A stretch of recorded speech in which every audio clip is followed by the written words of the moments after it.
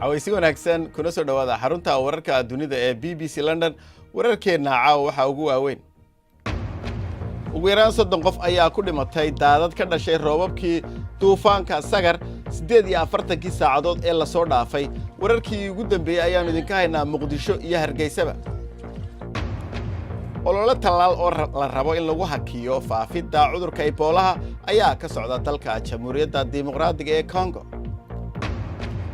laanta afka Soomaaliga ee BBC-du waxay maanta bilaabaysaa tartan suugaaneedka gabdhaha dhalinyarada ah ee Soomaaliyeed waa tartan sanadkii hore soo bilowday gabadhii ku guuleysatay sanadkii tagay ayaanu waraysi idinka haynaa roobab xoog leh oo 48 saacadood ee la soo dhaafay ka daayay magaalada Muqdisho iyo nawaaxigeeda ayaa sababay dhimashada inta la xaqiijiyay 6 qof iyo burburka boqolaal guri gudoomiyaha gobolka Banaadir Cabdiraxmaan Yariisow ayaa sheegay in roobabku ay geysteen khasaare u dhigma ilaa 35 milyan oo dollar dhibaatada ugu badan ee roobabka ayaa ku dhacday boqolaalka kun ee dadka gudaha ku barakacay oo aan haysan hooy wanaagsan oo ay ka gali karaan roobabka wariyaha BBC-da Cali Nuur Salaad ayaa faahfaahin inoo haya roobka oo saacado badan socday isla markaana dhaliyay daadad waxa uu saameyn ku yeeshay gabi ahaanba nolosha ee magaalada Muqdisho waxa daadku uu galay guryaha dadka meelaha hoose degan degmooyinka inta ugu badan magaalada Muqdisho dawladda hoose howlwadeena ka socda ayaa ilaa habeenkii uu roobka bilowday waxa isku dayayeen in ay dadka ka soo saaraan guryaha si markaas ay u geeyaan meelo xarumaha degmooyinka ay ka mid yihiin iyo iskuulo si dadka halka loogu hayo dawladda dhexe iyo qaramada midoobay saraakiil ka socday ayaa arinkan isla shalayba ka shiray waxaana ay soo jeediyeen inay u baahan yihiin lacag gaaraysa ilaa 80 milyan oo dollar si wax looga qabto fatahaadaha bartamaha iyo koonfurta Soomaaliya iminka ku dhufanaya lacagtaas waxa ay dheeraad ka tahay lacag ay qaramada midoobay horay u codsatay in abaaraha wax looga qabto dhanka kalena roobab dabaylo wata oo 48 saacadood ee ugu dambeeyay ka daayay meelo ka mid ah xeebaha Jamhuuriyadda iskeed madax bannaanida ugu dhawaaqday ee Soomaaliland ayaa geystay khasaare dhimasho dad iyo xoolaba ah burbur guryaha ah faahfaahinta wararkaasi waxa inoo haya wariyaha BBC-da ee magaalada Hargeysa Sidiiq Maxamed Burmad gobolada Sanaag Saaxil awdal iyo salal ayaa kamida goobaha duufaantu ay sida weyn ay wax u waxyeelaysay dad badan ayaa ku dhintay dawladuna waxay sheegtay tirada dadkaasi inay gaadhayso ilaa 720 dhimasho ah taliyaha ciidanka ilaalada xeebaha ee Soomaaliland ayaa ii sheegay isaguna mar khadka telefoonka kula hadlayay in dhimashadu ay intaa aad uga badan karto maadaama ay suuragal tahay in dad badan ay ku go'doosan yihiin meelo aan la ogeyn jidadkuna ay xiran yihiin waxana sidoo kale ay leysay duufaantan xoolo aad u tiro badan darawal aan khadka telefoonka kula hadlay oo ka yimi magaalada Saylac ayaa isaguna ii sheegay intii uu Boorama ku soo socday inuu arkayay dad barakacayaal oo aan gurmad helin oo qaarkood buuraha ay saaran yihiin oo u qeylaya in la badbaadiyo khasaaraha duufaantan ay soo gaarsiisay bulshada waxa kamid ah khadka oo ka go'naa xitaa magaalada Hargeysa oo ilaa xalay ilaa shalay khadku uu ka go'naa balse galabta uu soo noqday iyadoo badina la sheegayo inay galabta degan tahay faahfaahin dheeraad oo ku saabsan warbixinahan iyo kuwa kaleba waxaad ka heli kartaa bogga BBC Somali adigoo ka galaya moobilkaaga olole talaal oo diiradda lagu saarayo shaqaalaha caafimaadka Jamhuuriyadda Dimuqraadiga ee Congo ayaa bilowmay maanta si loo xakameeyo faafidda cudurkan dilaaga ah ee Ebola in ka badan 5,000 oo talaal ayaa la soo diray hay'adda caafimaadka adduunka waxa ay muujisay walaac in kastoo ay sheegtay in rajadu ay ka wanaagsan tahay sidii markii hore ahayd iyadoo cudurkaasi halkaasi 3 sano ka hor uu ka dilaacay tani waa waxa ay xukuumadda jamhuuriyadda dimuqraadiga ee Congo ay ku dadaalayso inay ka hortagto. Ilaa iyo hadda waxaa geeriyooday 25 qof kadib dilaacii cudurkan dilaaga ah ee Ebola, halka ay 50 kalena ay la daaladhacayaan cudurka. Waxaa bilowday olole caafimaad. Shaqaalaha caafimaadka ayaana ka mid ah 500 oo qof ee ugu horeysa ee la siinayo tallaal tijaabo ah, kaasoo ka bilowday magaaladii laga helay cudurka toddobaadkii tegay ee Mbandaka. waa wax laga warwaro in iminka cudurkii Ebola uu ka dilaacay meelo magaalooyin dadku ku nool yihiin, laakiin nasiib wanaag doorkan waynu ka fiicannahay markaad eegto xagga diyaar garowga sanadkii 2014 waxaanan ku faraxsanahay inaan iminka kuu sheego inagoo hadlayna in tallaalkii cudurkaas uu socdoba. Madaxda Congo ayaa sheegay inay u badan tahay in tirada dadka cudurka qaba ay kordhi doonto, balse in weli xaaladda la xakameyn karo. waxaan filaynaa in tirada bukaanada ay korodho 3 toddobaad ee soo socota, kadibna waxaan rajaynaynaa inay hoos u dhacdo, maxaa yeelay waxaan qaadnay dhammaan tallaabooyinka lagu xakamayn karo cudurkan.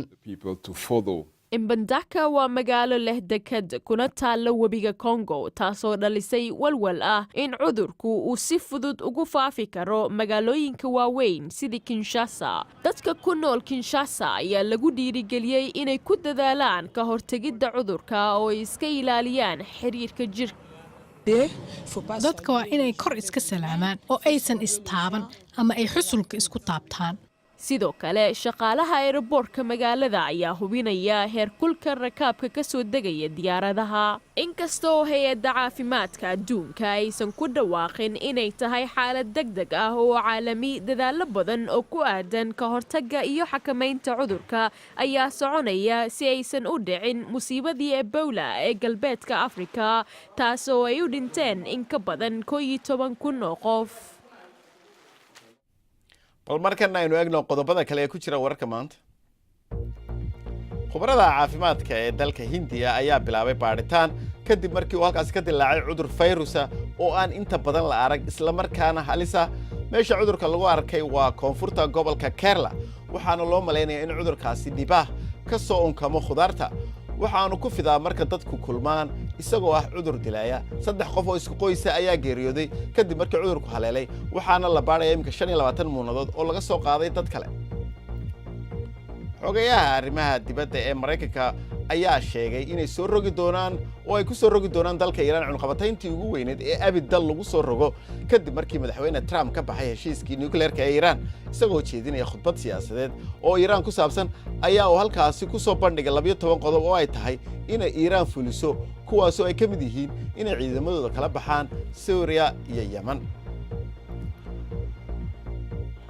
wasaaradda cadaaladda ee Mareykanka ayaa baaraysa bal inay FBI-du basaastay waqtigii ololaha doorashada madaxtinimada ee Mareykanka ee madaxweyne Trump uu ololeynayay, waxaana ay si sharci aan waafaqsaneyn loogu eedeeyey inay basaas halkaasi u dirsadeen, sida uu sheegay madaxweyne Trump oo Twitterkiisa qoraalkaasi ku soo bandhigay. waxaana uu codsaday bal in la eego in Obama amar ku bixiyey iyo in kale. saxaafadda Mareykanka ayaa qortay inay FBI-du basaas ugu dhex jiray ololaha Trump.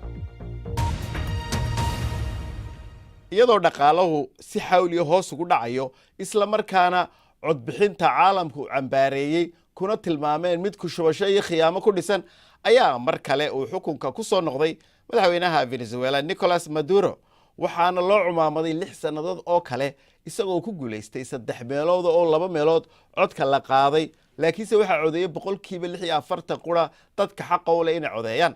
mucaaridka ayaa guud ahaanba qaatacay doorashadani. Maduro ayaa sheegay inuu ka guuleystay isagu imbraaliyadda. Mareykankuna waxa ay cambaareen waxa ugu yeedheen doorashada ciyaarta ah, iyagoo ku hanjabay in cunaqabatayn hor leh soo rogayaan. Qaalib Baaruud ayaa warbixintan inoo haya. Maduro ayaa guuleystay, waana sidii la filayay. waxa uu uga mahadnaqay taageerayaashiisa sida ay awoodda ugu dhiibeen 6 sano oo kale. waxa uuna ku tilmaamay maalin taariikhi ah. guushiisu waxay ahayd mid la saadaalin karo, waayo mucaaradku hore ayay isu dhiibeen. ma aqoonsanin nidaamkan doorashada in wax saxa uu yahay, sababtoo ah wax doorasho ah nooma dhicin. doorasho cusubi waa in lagu qabtaa Venezuela. guud ahaan dalkoo dhan axaddii xarumaha codbixinta badankoodu waxay ahaayeen kuwo cagtu ku yar tahay. Hugo Chavez waa ninkii soo bilaabay kacaanka hanti wadaagga ah ee Maduro hadda u guntaday inuu hoggaamiyo. si kastaba ha ahaatee Nicolas Maduro wali waxa uu haystaa taageero. Maduro waxa uu damaanad qaaday in uu ilaaliyo bulshadayada. Waxaan u codeynayaa difaaca dalkayga. Spain iyo Mareykanku waxba ugama jiraan arrimaha gudaha ee dalkayga. Tirinta codadka waxaa ku cadaaday in dad badani ay dhabarka u jeediyeen doorashada. Qiyaastii 46% ayaa ka qayb qaatay codbixinta. Qaybo ka mid ah Caracas safafka dukaamada hilibka ayaa ka dheeraa kuwa codbixinta. ma ku raacsani doorashadan wax isbeddel ahna ma keenayso. waxaa dhici doona oo keli ah in nolosha Venezuela ay halkaasi ka sii adkaato. magaalooyinka waaweyn iyo goobaha mucaaradkana dadku waxay u jeesteen dhanka Ilaahay oo ay jawaabo ka dhowrayaan. dadka Venezuela afduub ayay ku jiraan. musharaxiintu awood uma laha inay soo istaagaan. dadkuna awood uma laha inay wax doortaan. dadku xitaa ma awoodaan inay jidadka mudaharaadyo ka dhigaan. guusha kadib mudane Maduro waxa uu wada hadal ugu baaqay xisbiyada kale. hase yeeshee dhaqaaluhu wuu sii dumayaa. cadaadiska caalamkuna wuu sii kordhayaa. mustaqbalkuna ma noqon doono mid u sahlan Maduro iyo malaayiin reer Venezuela ah oo xaalad adag iyo dhaqaale xumo la soo daristay. caawiyo ciyaarahana Andres Iniesta ayaa soo gabagabeeyay geedi socodkiisii ciyaaraha cajiibka ahaa ee uu Barcelona kula joogay waxaanu ku wadacay guusha ay kooxdiisu ka guuleysatay xalay Real Sociedad. ciyaartooygan 34 jirka ah ayaa ka tagay horyaalka Isbaanishka ee La Liga isagoo 22 koob qaaday 16 sanadood ee uu safnaa. laanta afka Soomaaliga ee BBC-du waxa ay maanta bilowday tartan sugaaneedka gabdhaha dhalinyarada ah ee Soomaaliyeed kaasi oo lagu dhiirigelinayo inay ku soo bandhigaan hibada alla siiyay. tartanka waxa la bilaabay sanadkii hore waxaana xilligaasi ku guuleysatay Deeqan Nuux Yoonis oo ku nool magaalada Hargeysa. waxaa sanadkii labaad ee xiriir ah ee la qabto tartankan oo lagu magacaabo tartanka gabayga ee dumarka da'da yar ee BBC News Somali 2018 waxaanu furan yahay haweenka da'doodu u dhaxayso 16 ilaa 35 jirka. haddaba Deeqa ayaa nooga warantay waxa iska bedelay nolosheeda tan iyo markii ay guusha gaadhay. intii guushaydii ama xilligii aan ku guuleystay kaalinta koowaad ka dambeysay waxaan oran karaa yacnihii waxay ii noqotay jid i tusinaya inaan meelo badan oo kala gaari karo. caqabadaha jiray ee hadda ka hor ama xilligii guushayda ka horeeyay isla waxaa ka mid ahaa maxaan ku raday qodobka odhanaya in ay dadku ama dhalinyartu ama asxaabteedu ama dadka facaygu intooda badan ay u arkaan yacni waxaan horumar lahayn waxaan faa'iido lahayn wax laga soo gudbay hadda ama guushaydii ka bacdi waxa ay u arkeen in uu yahay yacni in uu yahay wax umad leedahay umad ay maxaan ku raday ilaashanayso in uu yahay wax weli si haysta taageero iyo jiritaan. aniga iyo sanad ka hor marka aan qiimeeyo runtii waxaan odhan karaa